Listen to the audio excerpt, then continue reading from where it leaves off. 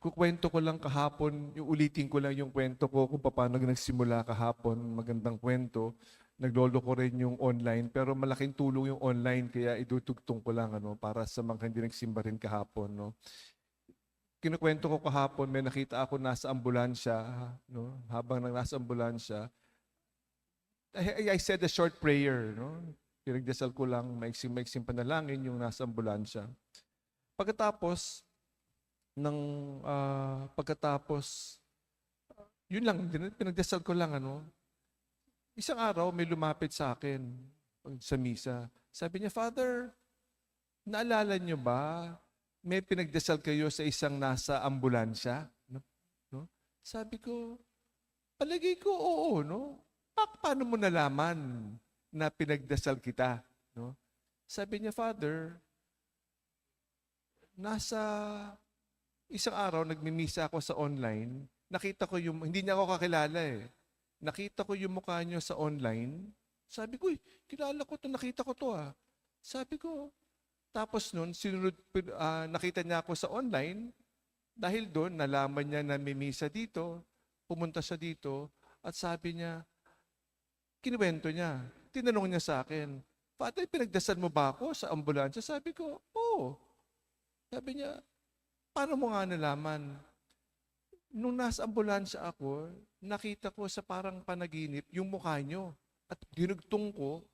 At tinanong ko nga ngayon kung totoong pinagdasal mo ako. Sabi ko, nakakapakilabot naman, no? Totoo, di ba?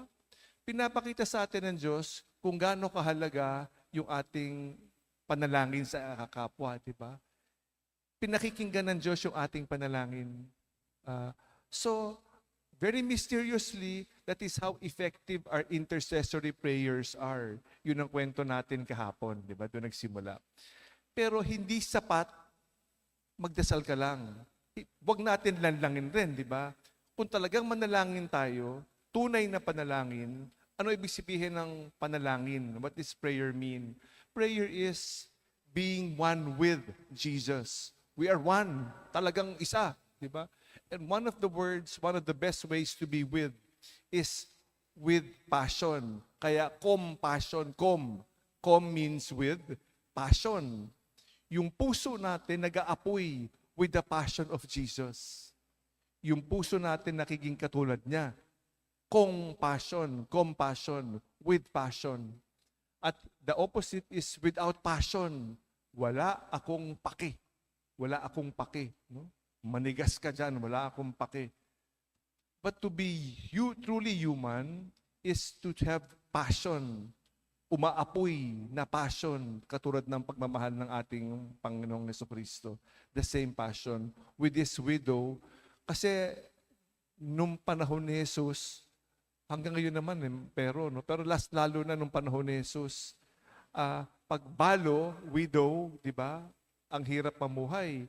Ito, hindi lang balo, namatay pa yung iisang binatang anak, di ba? Napakasakit, napakapait, no, sa buhay. How difficult will that be? Sa kultura nila, ang babae, pag umaasa sa lalaki, ang babae, second-class citizen eh. Naalala nyo, pinakain niya yung 5,000. Pinakain ni Jesus 5,000. Ang binibilang mga lalaki lang, hindi binibilang ang mga babae. Walang halaga ang babae. Nagkakahalaga ang babae pagkasama ang lalaki. Pero pag wala, no, sigurado yung babaeng balo at ngayon namatayan ng iisang anak na lalaki, talagang parang patay na rin. Parang patay na eh. Kasi paano siya mamubuhay? Extreme poverty. Her only source of livelihood is to beg. Imagine, a life of extreme poverty, mag-isa ka lang sa lupang ibabaw. So you can see the heart of Jesus filled with passion, filled with love, dun sa mga nagpipighati, sa mga broken-hearted. God is giving us assurance. He will accompany us, especially during the most difficult trials of our lives, the difficult moments of our lives. God will always be there. He is close to the broken-hearted. Very, very important as a reminder for all of us. Huwag tayo mawalan ng pag-asa.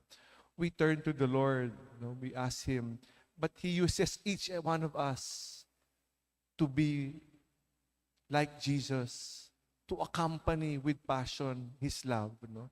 Hindi pwedeng panalangin lang, but with action and with the same heart of Jesus, with passion. What a beautiful reminder. We ask our saint today, Saint Robert Bellarmine, to intercede for us the same intercession.